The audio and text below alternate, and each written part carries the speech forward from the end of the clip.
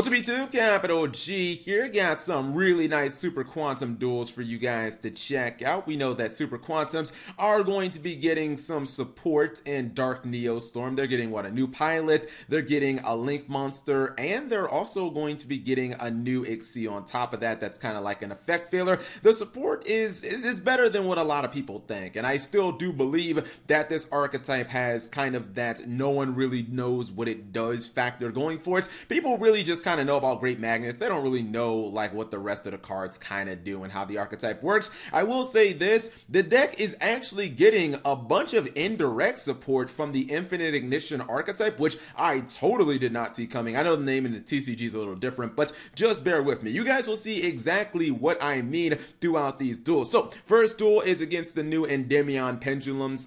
This is probably not a very good build, but I believe that this is like a tier 1 deck in the making. Not the Super Quantums, but the Endymion Magician, just because I've seen players put 4 negations on board relatively easily. Even if you don't get 4, you should get a minimum of like 2 negations. I think between Jackal and between like the Sorcerer Supreme, you probably need to be getting at least 2 negations, and it's a legitimate deck. I think Pendulum players will enjoy this. So anyways, he's going to go ahead, he's getting Jackal on board. That's your first negation, and since he did activate a spell, his Jackal has 2 spell counters. Now this was the mistake, and I mean, I really just feel like people should not run Empress. Empress summons another monster that can hold spell counters from your hand, and it's just too reliant on you opening with that card. You see right here, he doesn't have another one. Had this been like the Servant, he would have been able to summon from his deck, thus he would have gotten Sorcerer Supreme. He essentially would have had another negation, and I mean, that can be the difference between you winning and losing, having double negation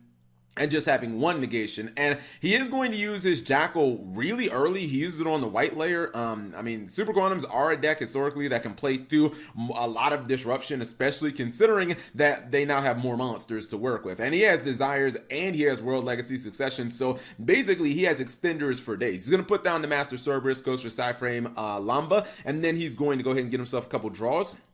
World Legacy Succession, and I think that he's almost ready to go for the Link monster for Super Quantums, which, I mean, the fact that it can get you multiple draws, actually I'm lying, he's going for Grand Pulse.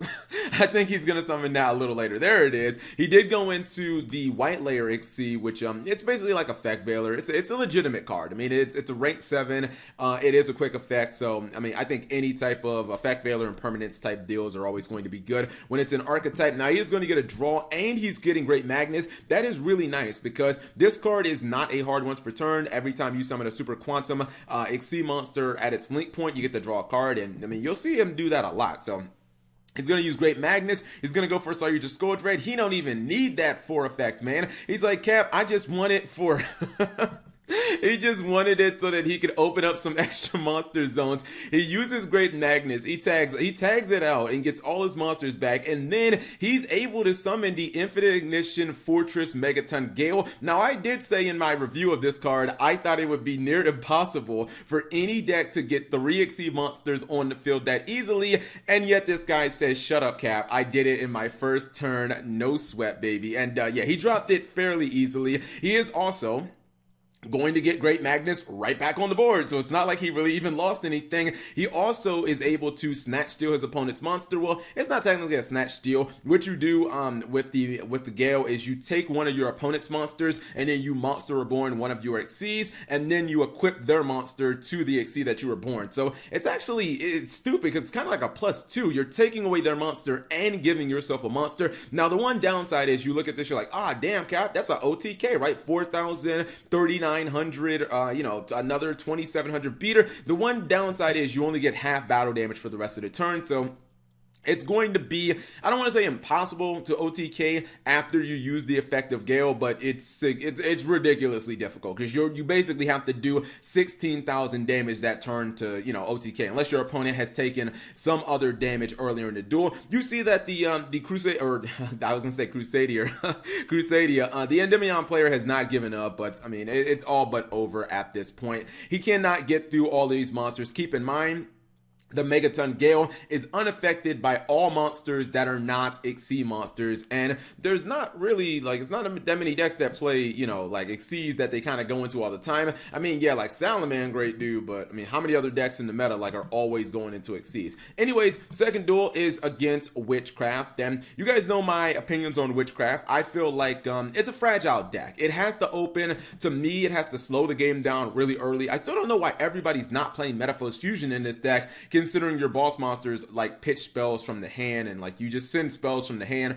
to the graveyard. I don't know why like Metaphors Fusion isn't like standard in this deck. But I mean, you look at this board right here.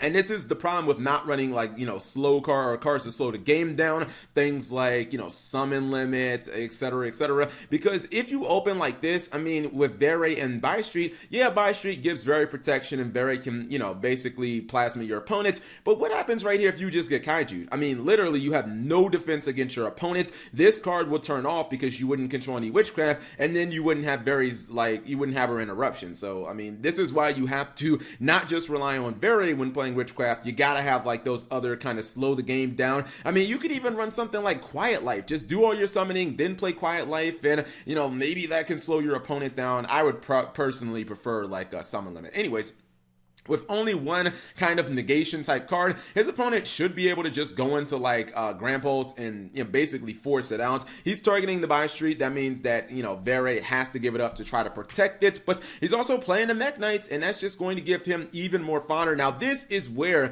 this Link monster is going to take it over. He's going to go ahead and he's going to summon first off the new Xyz, the level or the rank 7, the one that has the Effect Veiler effect, and each time he's summoning, he is going to get a draw. So that's a draw 1. He's going to go for Monster Reborn. For the red layer, then he's probably just going to take that. He's going to summon another Xyz. That's another draw. So he's drawn 2 cards. He's going to turn off Vere. He's going to try to pop Vere, which is a mistake because, you know, the Bystreet is protecting it. I think he realized that at that point. But he says, Cap, no problem. I'm just going to summon I'm going to summon my big guy. I'm going to summon my Magnus. And that's a draw 3. I mean, this guy got 3 draws out of this Link monster. People talk junk about this Link, but I mean, how many Links let you draw 3 in a turn? Not named Sorry, just Skull Dread. I think that's pretty legitimate. Now, he's able to also, you know, summon his Blue Sky, get a plus off of that, and Witchcraft it's a decent recovery deck. His Monster Reborn for Witchcraft isn't going to go off. He's just going to use Call by the Grave to essentially just banish the target.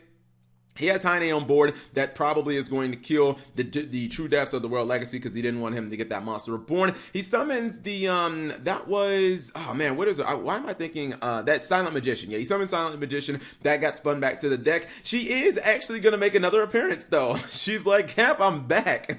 She's going to attack, and then he's going to bring out the level 8. Problem is, still got Great Magnus, and it's a little bit more strong than her. Also, he's just going to go back.